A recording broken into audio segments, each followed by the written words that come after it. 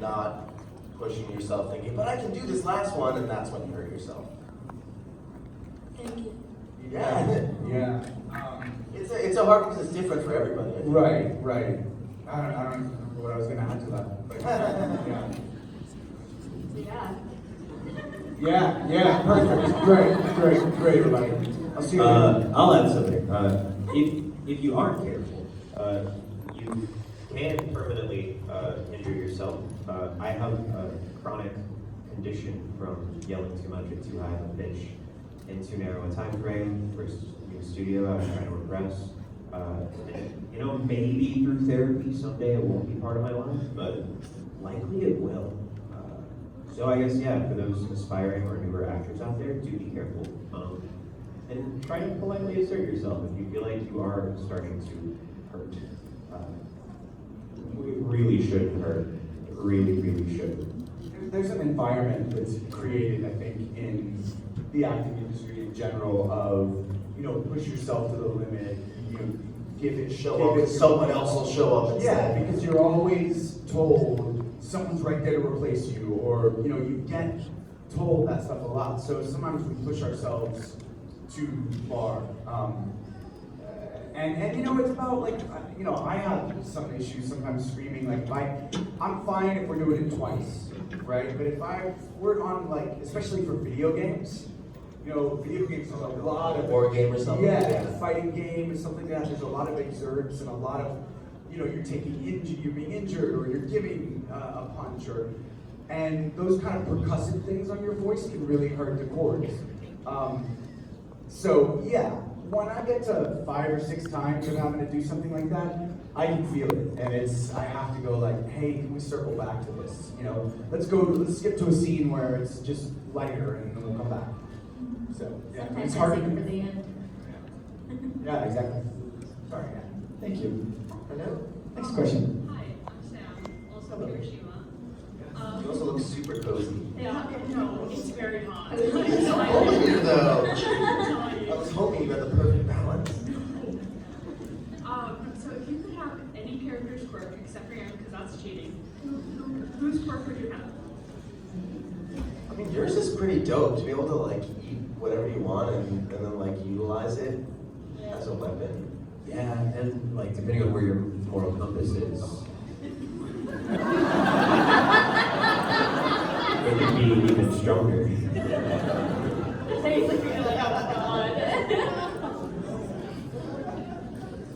Honestly, I want Fat Gum's quirk. Yeah.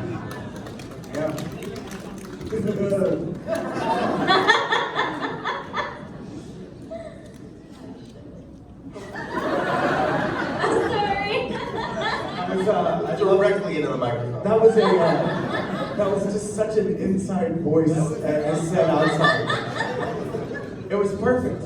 Yeah. Right like this. She was like, I hadn't thought about this before. Now I'm panicking on the inside. Well, I just guess it's remember on the that outside. whatever you say is going to be held forever in the court of the universe. We will judge you. What if I choose Never allowed to change the it. court of YouTube. That's what we do. Yes.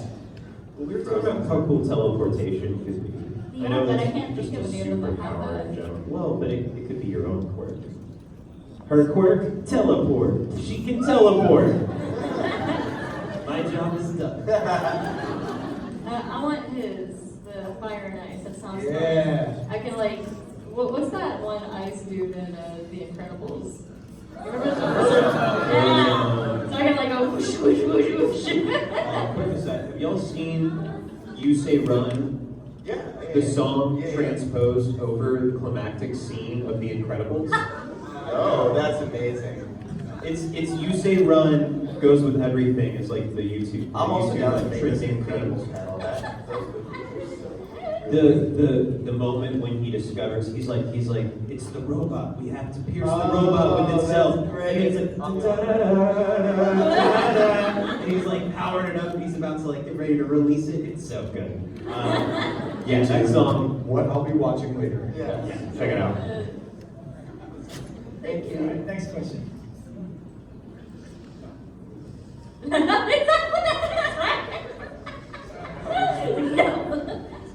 Reese's socks. Well done. Wow. This man's style game is strong, ladies and gentlemen. A lot of orange. Love it.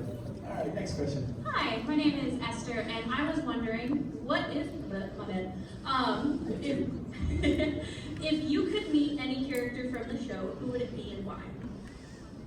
In real life, we can meet any character. Yes. Stan. But why? Why? I mean, I really want to talk to him. I want to have coffee or maybe some bourbon or I don't know. Just go like, hey man, so what was the time? When was it that you decided the way to assert your ideology was to kill? Like what? Because he has a hopeful. There's something about him that his ideology you can relate to, but not the way he goes about it. So I don't know. I'm interested in his character. Did you like it when you just gave your answer? It was like, ooh. I know. He's called the hero killer. It's not good. I feel like you would get along with Kirishima. I feel like he'd be I kind of love his spirit, his energy. Like he's always kind of in a good mood, you know, and he's kind of just down for the adventure. And I also love Justin. You know, Justin Cook is such a wonderful human. That scratchy voice, just I love it. Yes. Yes. All for one. I assume there's some sort of safety barrier between us. No, It's like I'm counting on their good graces. There's Silence no of the Lambs kind of thing. Different answer.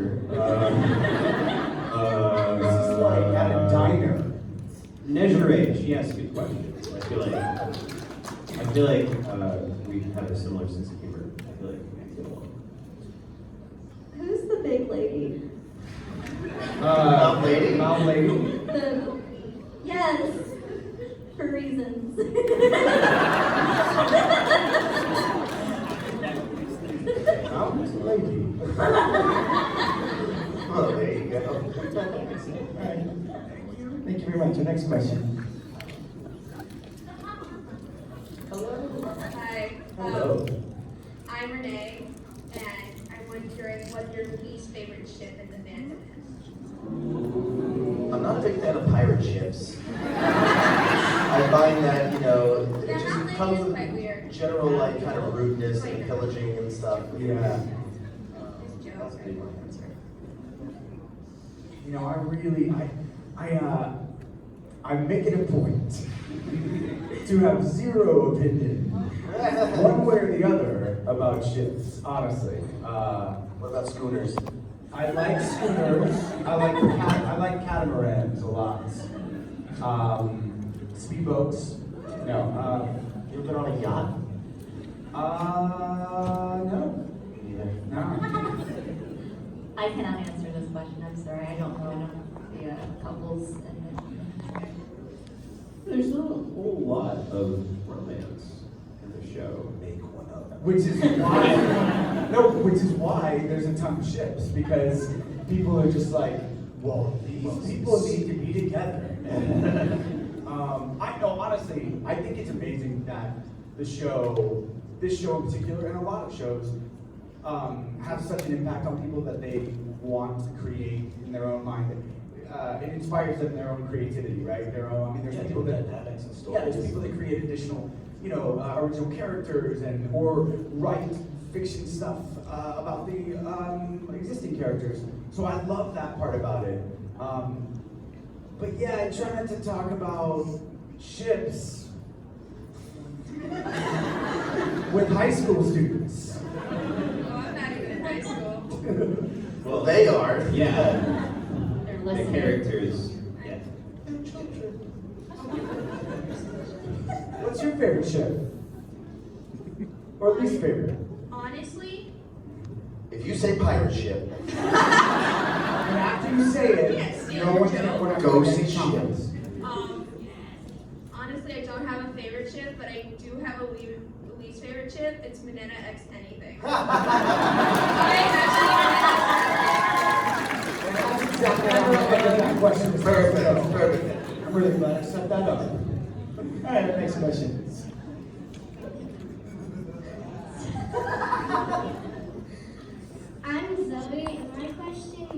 all of you is if you could voice a different character, who would it be?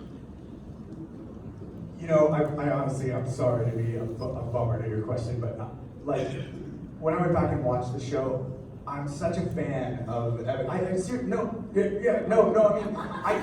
I couldn't choose anyone else because I wouldn't want to knock anyone else out of their role. Yeah. Like, everyone is so right, if I had to.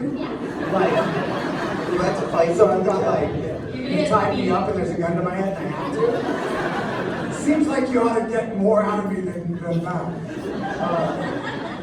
I'd say Shigaraki. Yeah, I would want to get nasty.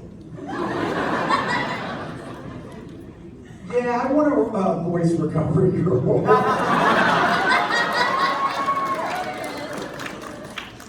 Yeah, Mount Lady.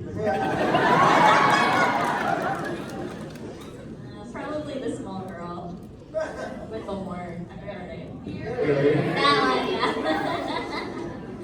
She seems like so much fun. She gets into so much mischief. Unwillingly. I don't know if that's mischief. Sometimes it's abuse. You might want to watch. You might want to catch up with the show. I'm glad you helped me to that answer. I am, because we got some great answers out there. So, Maya, Thank you. Yeah. Thank you very much. Thanks, Christian. Hi, I'm Casey. I was wondering, like when you were like reading scripts and stuff, what made you read like a scene and think this is gonna be fun? Like what? Well, the way that it works is we actually, like when we go into a session, we don't get stuff ahead of time unless if the episodes in Japanese happen to be out or something and you electively choose to watch it. Our job is like you go in cold and you get everything immediately, all kind of at face value. So like, you walk in and they're like, okay, ready? Here's your first scene, and it's you're seeing the first scene. Here's all the dialogue you have to do, and then okay, now do your take, and you're like, okay. So it's kind of all super exciting, and you know, if you happen to read ahead or just kind of know where it's going, then the excitement might be in seeing like how they're adapting it. But I mean, for me, like working on the movie, there was no information about Rhodey at all, you know, other than he is a boy from the streets who lives in Otheon. And I was like, well, Otheon, well, nobody knows anything but what, you know? So literally going into the session to session, I was learning who Rhodey was as we were doing it. So for me, the moment that I realized, because I legitimately thought that he was just gonna set up the movie. I don't know who has all seen the movie here, but it goes from, oh, there's this whole briefcase thing, and then he'll disappear, to being, oh, he's the entire movie. And that's when I was like, oh, this is gonna be fun. Yeah, my answer to that is, the only thing that's comparable to that is, typically there are times when I will watch the sub episode. I didn't used to do that early on, but lately with certain shows, I really wanna, I don't know if it's like the theater person in me that wants to like see what I'm gonna do. I don't do a ton of preparation, but I'd like to watch stuff if I have the time. So there have been several episodes of My Hero that I've watched the sub, and this is like the day before I'm gonna go record it, and I just get really excited. Like I can't wait to it's so great in the Japanese, and I can't wait to put voice to that in the English. There's no spoilers, but there's a line in maybe it's not a spoiler.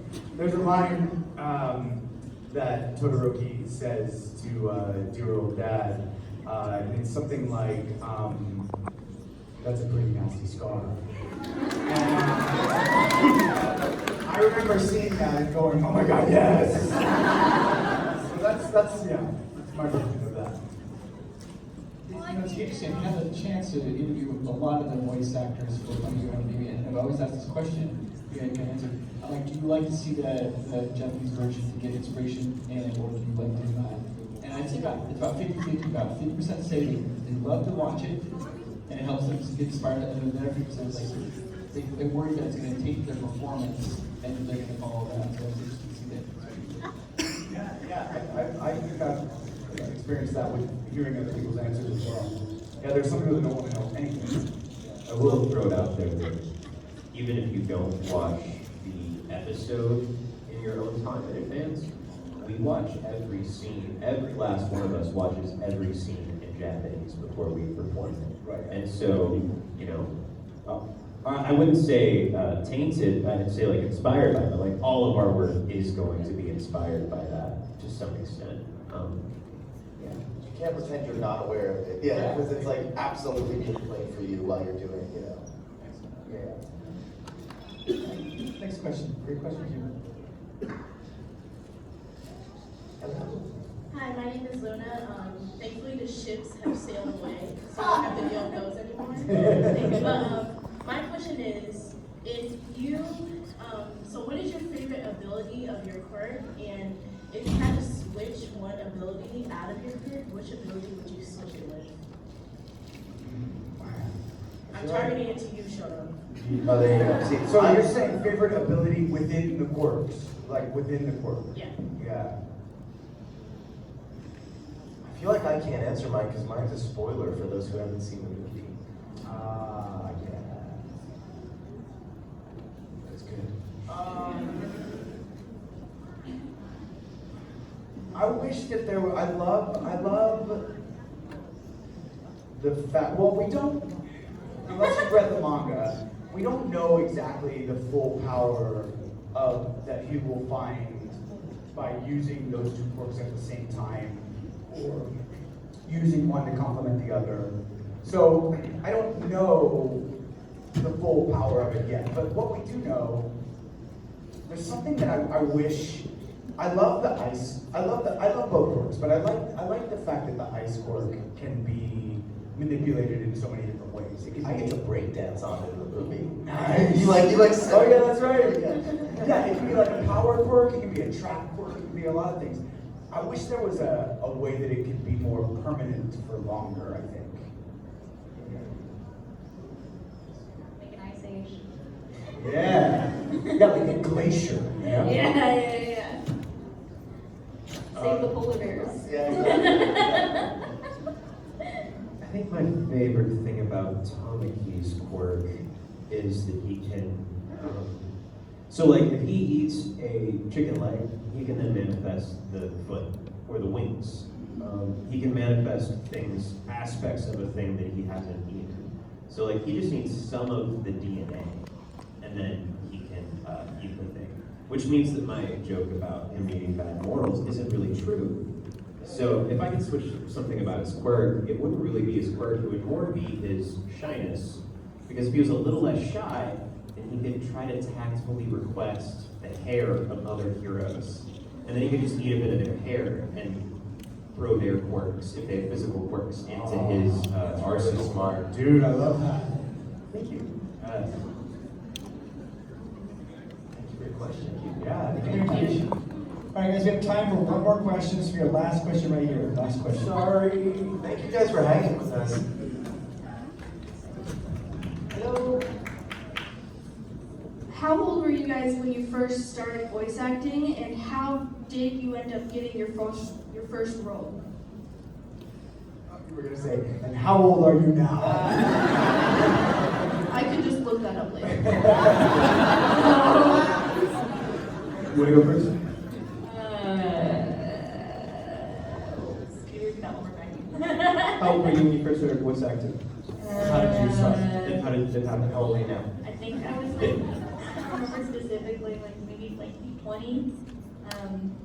And I started doing it in my closet with some $7 Walmart mattress toppers in my closet. Then I eventually signed up for open auditions at Funimation, and they let me in, and I've just been doing it ever since. How long did you have to wait after submitting for open auditions before they actually brought you into audition?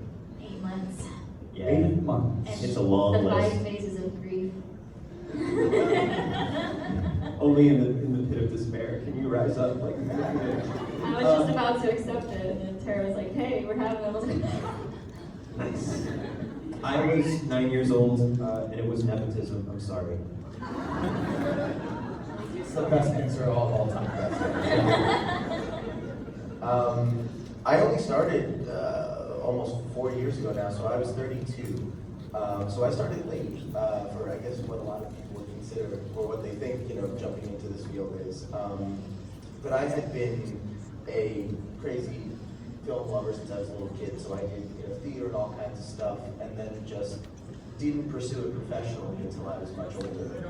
And I'm grateful that I didn't, because I don't know that like 20-some-odd-year-old me would have been able to handle the crippling pressure and anxiety that comes with the job. But 32-year-old me was like, oh, this is great. I can just like be myself, and it's either gonna work or not. Awesome. I know who I am. And when I first got my first job, what was the particular question about that part? Sorry. It was How it happened? how did it start? I was doing, I was in a band. I was a singer and a guitar player, and thank you.